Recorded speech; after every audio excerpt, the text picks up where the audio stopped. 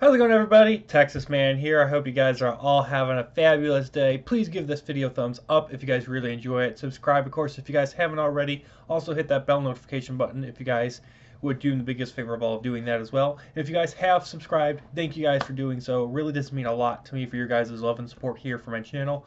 Also, it would be a great appreciation if you guys would head over to Twitch. Follow me there at Douglas447. And guest starring with me is one of my favorite awesome animals that I had as a kid.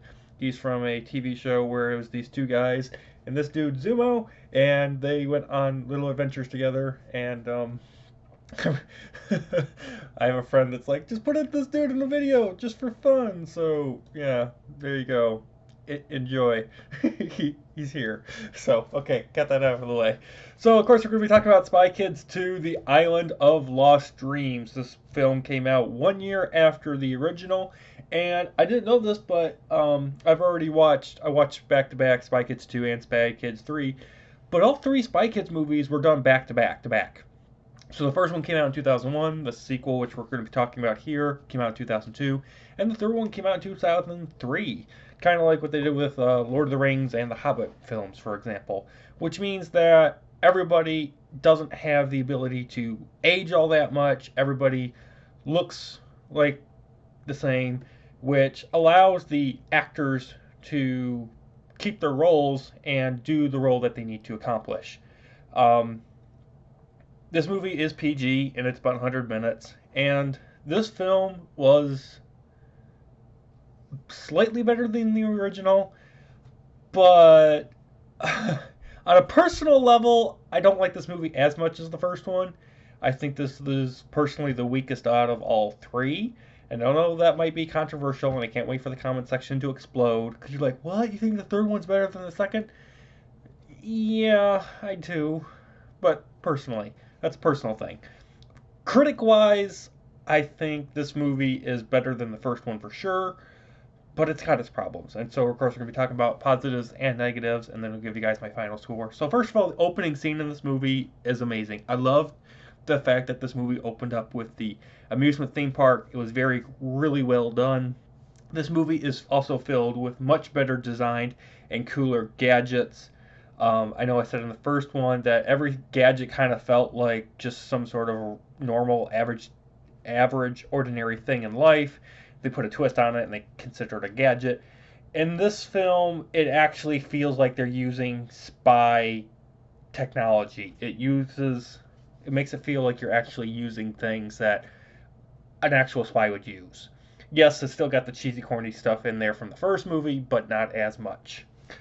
This film also has a lot of imaginative creatures and really went for the special effects side of the early 2000s. This movie really pushed using special effects. Sometimes it works, sometimes it doesn't, and it really just goes to show you that at the time we were recording this video, in 2002, CGI and special effects were awful, but at the time, they were really good. It was awesome to see Cameron and Junie again, along with the parents, and we also get introduced to Cameron and Junie's grandparents, the mom and dad of the mother of Cameron and Junie. This film also has a lot of adult themes, and at times this film gets dark. This is a lot darker and grittier than the first movie, but it still keeps its relevance to be rated PG. And even with that, this film still has numerous jokes. It's still cheesy, and this film still focuses on the main core, which makes the Spy Kids movies so awesome. And that, of course, is that family is everything. And yeah, this movie is just funnier and darker than the original. And I applaud them for diving into some deeper themes and tones. Loved the return of the Dragonfly submarine.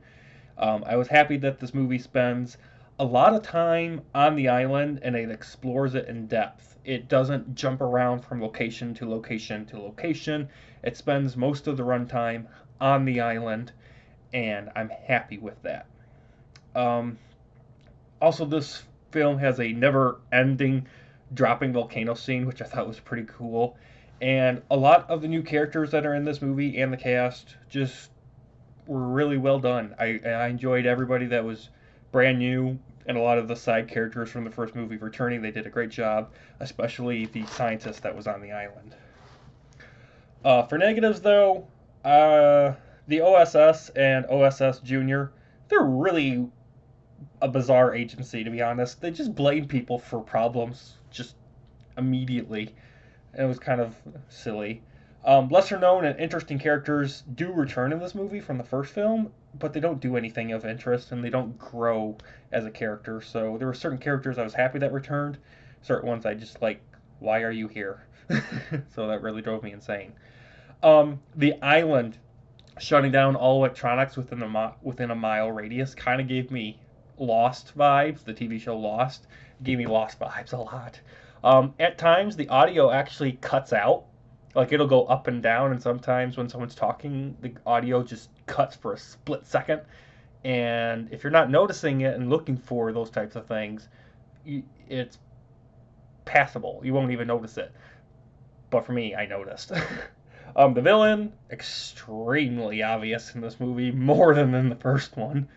I also don't know why the new head of the OSS has an office that basically is a maze and can kill you because he's got to walk on these pedestal thingies that are hosted in midair to get to his desk. It's like, why is the head of the OSS having to go through a maze of doom?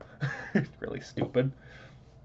Several moments in this film reminded me of past films like Jurassic Park, Star Wars, Lord of the Rings, and The Mummy. Also, I don't understand how the lead scientist has never left his underground base. Like, what does he eat? Like, where does he get his supplies from if he's been on that island for 20, 30 years after the accident that created the monsters? So, like, that never gets explained. Just saying. Also, there's a scene in this movie where Junie and Carmen take out their tracking teeth that their father put in. Why is there no blood or, like, any slime or anything? They're just like, they just rip them out of their mouth, and so it's like, hey, your tracking device. I'm like, I get this movie's PG, but showing a little blood in a PG movie, it's not the end of the world, people. And then lastly, this movie kind of got boring with the whole fetch quest of having to look for a simple cloaking and EMP device. Even with all those criticisms, guys, I still think Spy Kids 2, The Island of Lost Dreams, is slightly better than the first one. I enjoyed it a lot more than the first. It still keeps the core of what makes Spy Kids, but it evolves and grows the series from the foundations that the first film set. And I highly encourage you guys, if you guys enjoyed the first Spy Kids movie, you guys will definitely enjoy this one for sure. With that, guys, I'm going to give Spy Kids 2, The Island of Lost Dreams, an 8.5 out of 10.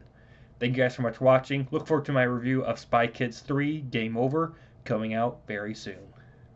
Bye, guys.